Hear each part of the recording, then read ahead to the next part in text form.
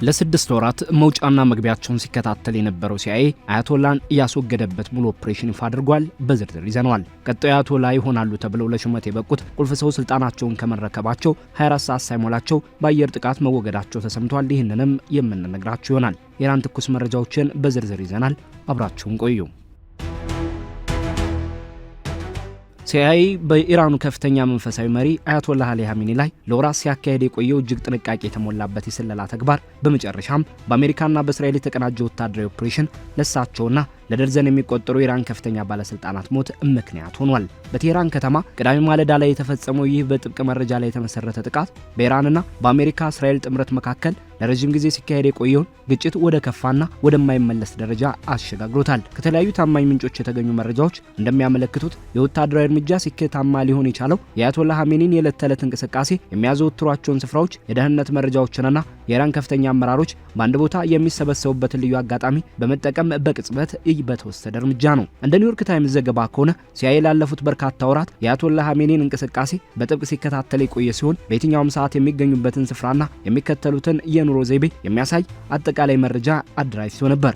የዘመቻውን ዝርዝር የሚያውቁ ባለስልጣናት እንደገለጹት የስለላ ተቋሙ ትኩረት አድርጎ የነበረው በመሪው የዕለት ተዕለት ልምዶች፣ በመኖሪያ ቤቶቻቸው በሚያደርጓቸው ስብሰባዎች፣ በሚጠቀሙባቸው የመገናኛ ዘዴዎችና አደጋ ሲያጋጥም ሊጠለሉባቸው በሚችሉ ምስጢራዊ ስፍራዎች ላይ ነበር።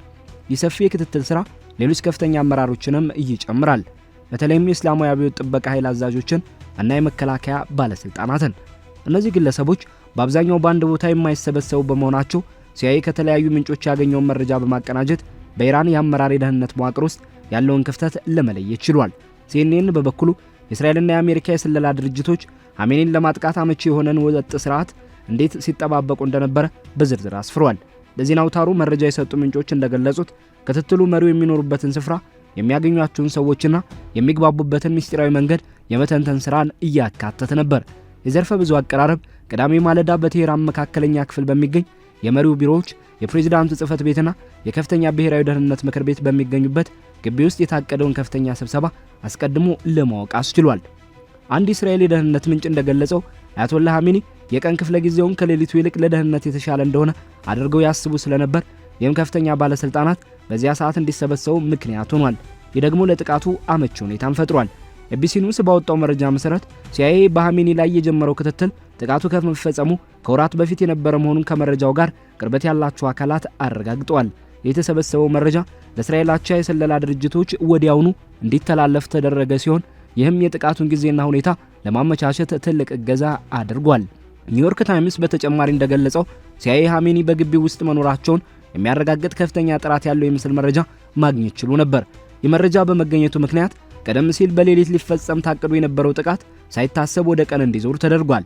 የአሜሪካና የእስራኤል ባለስልጣናት ይህንን አጋጣሚ ከፍተኛ የኢራን አመራሮች ሳይበተኑ በአንድ ላይ ለመምታት የተገኘ ወርቃማ ዕድል አድርገው ተመልክተውታል። የአሶሺየትድ ፕሬስ ዘገባ እንደሚያመለክተው ጥቃቱ በ60 ሰከንዶች ውስጥ በሶስት የተለያዩ ስፍራዎች ላይ የተፈጸመ ሲሆን በዚህም አያቶላህ ኻሜኒን ጨምሮ 40 የሚሆኑ ከፍተኛ ባለስልጣናትና የኢራን አብዮታዊ ዘብ አዛዦች ተገድለዋል። አንድ እስራኤል ወታደራዊ ባለስልጣን የጥቃቱን አፈጻጸም ሲገልጹ ታላቅ መረጃንና የተቀናጀ ስራን በመጠቀም በቀን ብርሃን መፈጸሙ ድንገተኛነቱን ይበልጥ አጠናክሮታል ብለዋል። ጥቃቱ በእስራኤል የሰዓታት አቆጣጠር ንጋት 12 ሰዓት ላይ በዘመናዊ የጦር ጀቶች አማካኝነት የተፈጸመ ሲሆን ኢላማቸውን የማይስቱ ተወንጫፊ መሳሪያዎች ጥቅም ላይ ውለዋል። ሲቢኤስ ኒውስ በበኩሉ ሲአይኤ ስለ ስብሰባው የደረሰበት መረጃ የጥቃቱን የጊዜ ሰሌዳ እንዲፋጠን ማድረጉንና ድርጅቱ ዝርዝር መረጃዎችን ለእስራኤል ሲያስተላልፍ እንደነበር አረጋግጧል።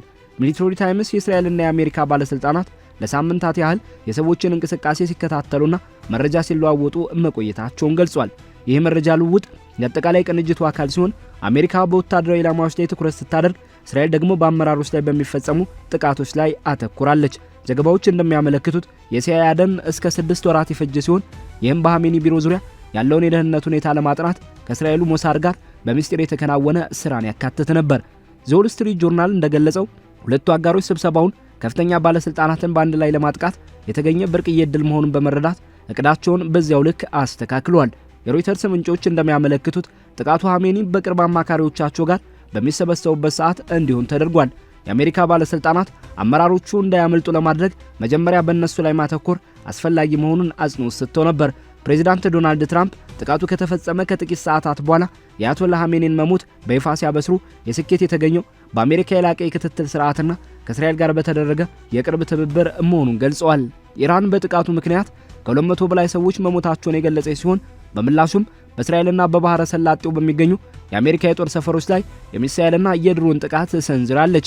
የአሜሪካ መከላከያ ሰራዊት 3 ወታደሮቹ መገደላቸውንና 5 መቁሰላቸውን ያረጋገጠ ሲሆን ይህም በግጭቱ የተመዘገበ የመጀመሪያው የአሜሪካ ወታደሮች ጉዳት ነው።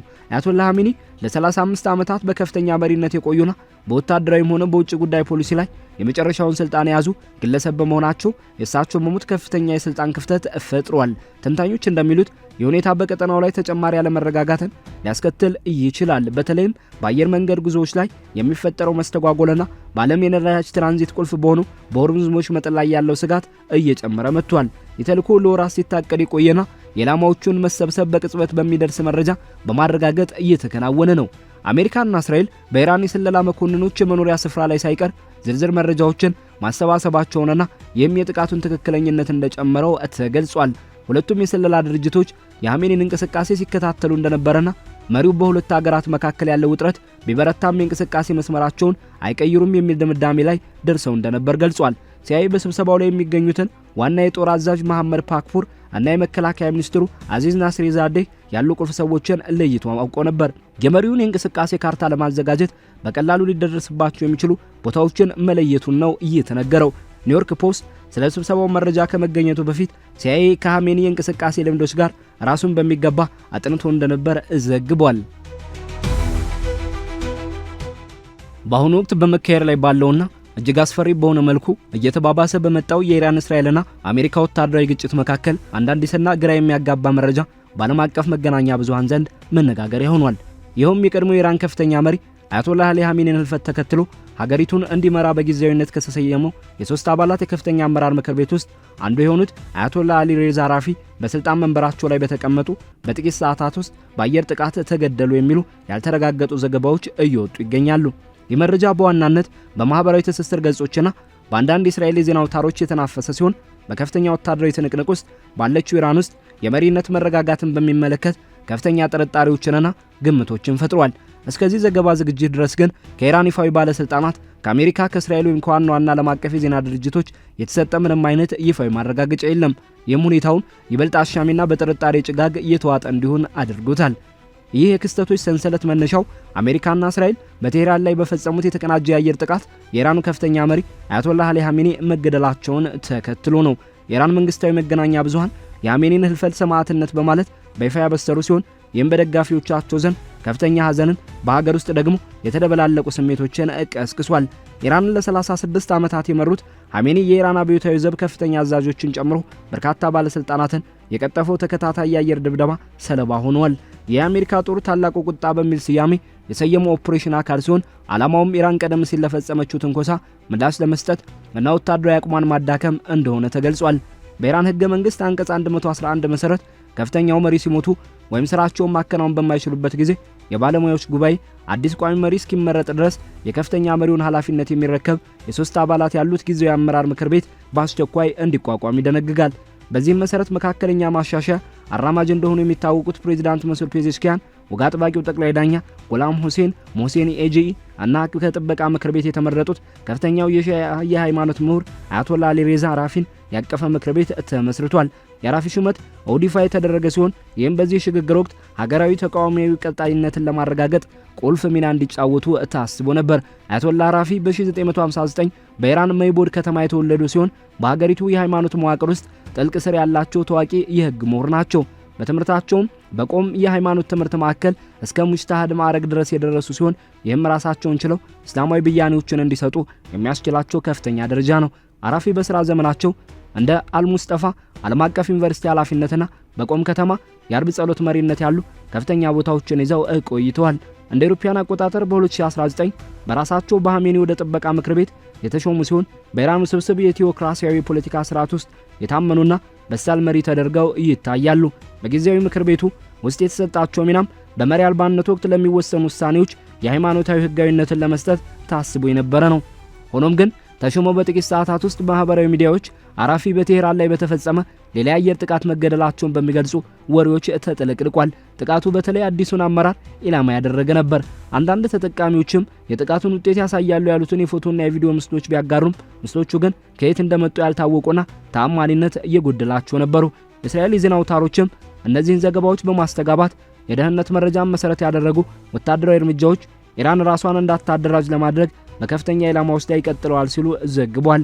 እንደ ጄካን ክሮኒክል ዘገባ ከሆነ እነዚህ ያልተረጋገጡ ክሶች በፍጥነት እየተሰራጩ ሲሆን በሚሳኤል ጥቃት ለምትታመሰው የኢራን ዋና ከተማ ቴህራን የግርግርና የትርምስ ስሜትን ፈጥሯል።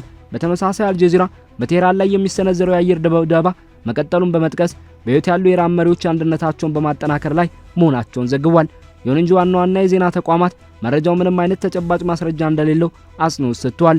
ኤቢሲ ኒውስ ስለ ሹመቱ ሂደት በዘገበበት ወቅት አራፊ ከፔዜሽኪያንና ከሞሴኒ ኤጂ ጋር በመሆን ምክር ቤቱን መቀላቀላቸውን የገለጸ ቢሆንም ስለ ህልፈታቸው የጠቀሰው ምንም ነገር የለም።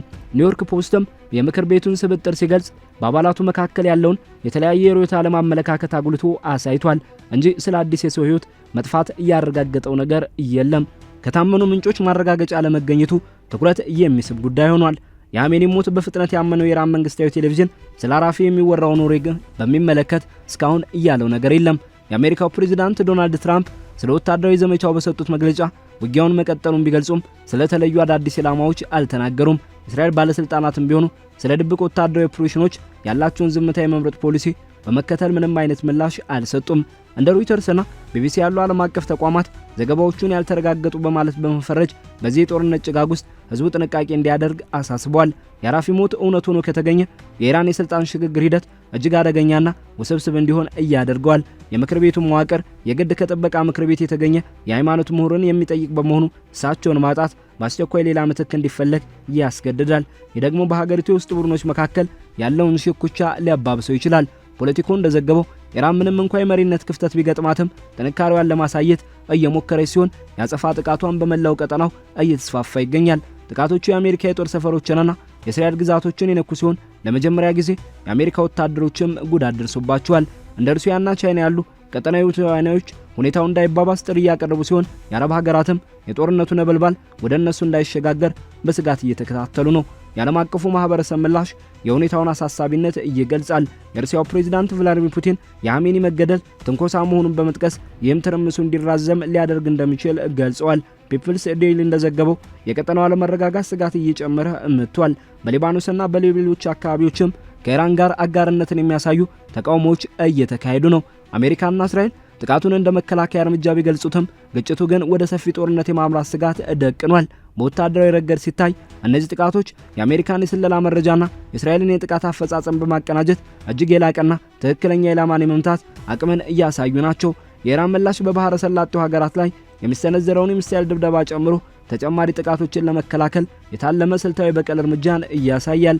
ጊዜያዊ ምክር ቤቱ አሁንም በስራ ላይ ካለ እነዚህን የመከላከያ ስራዎች እየመራ ለሳምንታት ሊወስድ ለሚችለው አዲስ መሪ የመምረጥ ሂደት ራሱን ማዘጋጀት ይኖርበታል።